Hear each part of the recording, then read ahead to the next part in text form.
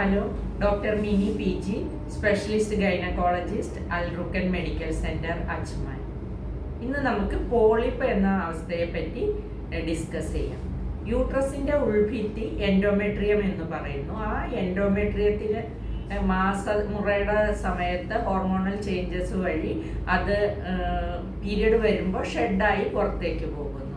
എന്നാൽ ചില സമയത്ത് ഈ എൻഡോമെട്രിയം ക്രമാതീതമായി വളരുകയും അതൊരു ഫ്ലഷി മാസ് പോലെ, ഒരു ദശ പോലെ യൂട്രസിൻ്റെ ഉള്ളിൽ കണ്ടുവരികയും ചെയ്യുന്നു. ഇതിനെയാണ് പോളിപ്പ് എന്ന് പറയുന്നത്. ഈ പോളിപ്പ് ഉണ്ടാകാനുള്ള കാരണം ഹോർമോണിൽ വരുന്ന ഇംബാലൻസ്, തുടർച്ചയായി വരുന്ന യൂട്രൈൻ ഇന്നർ ലൈനിങ്ങിൻ്റെ ഇൻഫെക്ഷന്, പിന്നെ ചില സമയത്ത് ഈ ഫൈബ്രോയിഡുകൾ, യൂട്രസിൻ്റെ ഉൾവശത്തുള്ള ഫൈബ്രോയിഡുകൾ അത് രൂപാന്തരപ്പെട്ട് പോളിപ്പ് പോലെ ആകാറുണ്ട്. ഈ പോളിപ്പിന് ചിലപ്പോൾ ചെറുതായിരിക്കും, ചിലപ്പോൾ അത് വലുതായിട്ട് സർവീക്സിൽ കൂടെ പുറത്തേക്ക് തള്ളി ഒരു ടിഷ്യൂ പോലെ നമുക്ക് ഫീൽ ചെയ്യാൻ കൂടെ പറ്റുന്ന രീതിയിലും കണ്ടുവരാറുണ്ട്.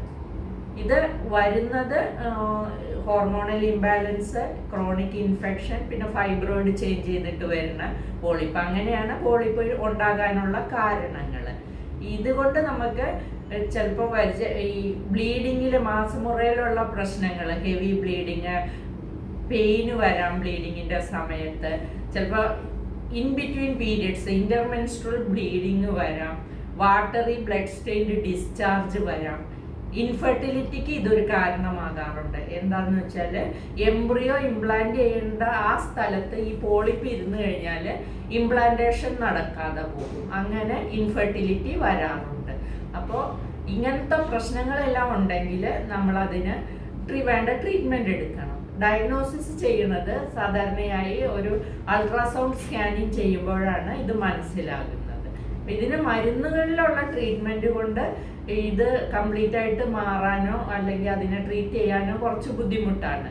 ഇതിൽ ഏറ്റവും നല്ല ചികിത്സ ഇത് റിമൂവ് ചെയ്യാണ് ചെയ്യുക. ഈ പോളിപ്പ് റിമൂവ് ചെയ്യാണ്. അത് ഒരു DNC എന്നുള്ള പ്രൊസീജിയർ വഴി ഗർഭപാത്രത്തിൻ്റെ ഉൾഭിത്തി ചുരണ്ടിയിട്ട് ഈ പോളിപ്പും കൂടെ ചുരണ്ടി കളയാറുണ്ട്. അതിലും ഏറ്റവും നല്ല ചികിത്സ എന്നുള്ളത് ഹിസ്ട്രോസ്കോപ്പി വഴി ഒരു ക്യാമറ യൂട്രസിൻ്റെ ഉള്ളിലേക്ക് ഇറക്കിയിട്ട് അതിൻ്റെ വഴി ഇൻസ്ട്രുമെൻ്റ് വെച്ചിട്ട് ഈ പോളിപ്പിനെ കണ്ട് അതിനെ റിമൂവ് ചെയ്യുകയാണ് ചെയ്യുന്നത്.